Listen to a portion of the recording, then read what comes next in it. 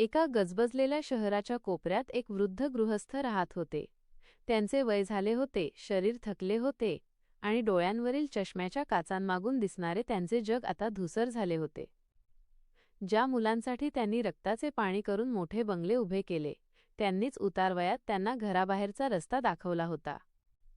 हातात फक्त काही मोजकी नाणी आणि मनात अपार दुःख घेऊन ते वृद्ध बाबा रस्त्यावर आले. 2 वेळच्या अन्नाची भ्रांत असतानाही त्यांच्यातील स्वाभिमान त्यांना भीक मागण्यापासून रोखत होता. त्यांनी ठरवले की जोपर्यंत श्वास आहे तोपर्यंत कोणासमोर हात पसरणार नाही. त्यांनी आपल्याकडच्या उरल्यासुरल्या पैशांतून घाऊक बाजारातून काही साधी पेनं विकत घेतली. थरथरत्या हातांनी पेनांचा तो डबा पकडून ते बस स्थानकाच्या एका कोपऱ्यात बसू लागले. दिवसभर ऊन, वारा आणि धूळ खात ते लोकांना विनवणी करायचे. बाळा, एक पेन घेतोस का? पण धावपळीच्या या जगात कोणाकडे त्या थकलेल्या आवाजाकडे लक्ष द्यायला वेळ नव्हता. दिवसभर बसून पाय सुजायचे, पोट भुकेने व्याकुळ व्हायचे, पण पेनांची विक्री मात्र जेमतेम व्हायची. एके दिवशी शरीराने साथ सोडली आणि पेनं विकता विकता ते तिथेच जमिनीवर आडवे झाले. समोर पेनांचा तो छोटा कटोरा तसाच होता. थकून गेलेल्या त्या वृद्धाला गाढ झोप लागली. येणाऱ्या जाणाऱ्या प्रवाशांना वाटले की हा कोणीतरी लाचार भिकारी आहे. कोणाला दया आली तर कोणाला फक्त पुण्य कमवायचे होते. लोक त्या पेनांच्या कटोऱ्यात पैसे टाकू लागले. जेव्हा त्या वृद्धाला जाग आली तेव्हा त्याला धक्काच बसला. एकही पेन कमी झाले नव्हते, पण कटोरा मात्र नोटांनी आणि नाण्यांनी भरला होता. सुरुवातीला त्यांना खूप वाईट वाटले, पण पोटाची भूक स्वाभिमानापेक्षा मोठी ठरू लागली. हळूहळू त्यांनी मेहनत करणे सोडून दिले. ते दररोज तिथे यायचे आणि मुद्दाम झोपल्याचे नाटक करायचे. लोक पैसे टाकून जायचे.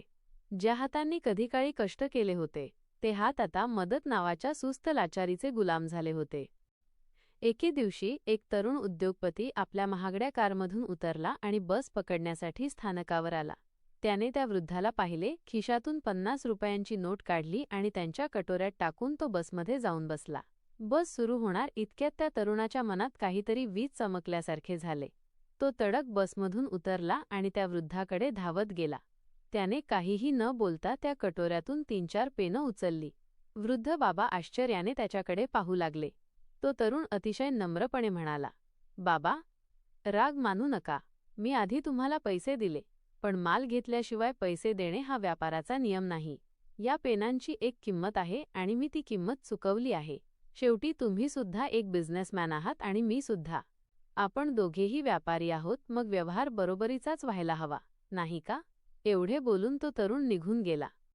त्या तरुणाचे ते शेवटचे शब्द, तुम्ही सुद्धा एक बिझनेसमॅन आहात, एखाद्या बाणासारखे त्या वृद्धाच्या काळजात घुसले. त्या रात्री त्यांना अन्नाचा घास गोड लागला नाही. त्यांना सतत तेच शब्द ऐकू येत होते. त्यांना आठवले की ते कधी काळी किती कष्टाळू होते. आज एका अनोळखी तरुणाने त्यांना भिकारी न मानता व्यापारी म्हटले होते. या एका वाक्याने त्यांच्यातील मरून गेलेला स्वाभिमान पुन्हा जिवंत झाला. त्यांनी ठरवले की आता पुन्हा कधीही कोणासमोर हात पसरायचे नाहीत. दुसऱ्या दिवशीपासून त्या वृद्धाचा अवतार बदलला. त्यांनी भीक घेणे बंद केले. ते आता बसस्थानकावर झोपून न राहता प्रत्येक प्रवाशाकडे जाऊन सन्मानाने पेनं विकू लागले. पेनांतून मिळालेल्या नफ्यातून त्यांनी वह्या आणि छोटी पुस्तके विकायला सुरुवात केली.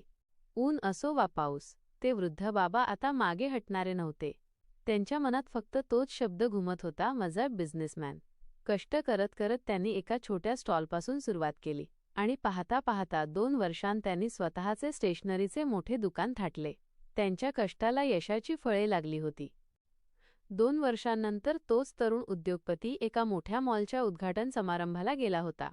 तिथे एका सूट बूट घातलेल्या अतिशय प्रसन्न दिसणाऱ्या वृद्धाने त्याला अडवले.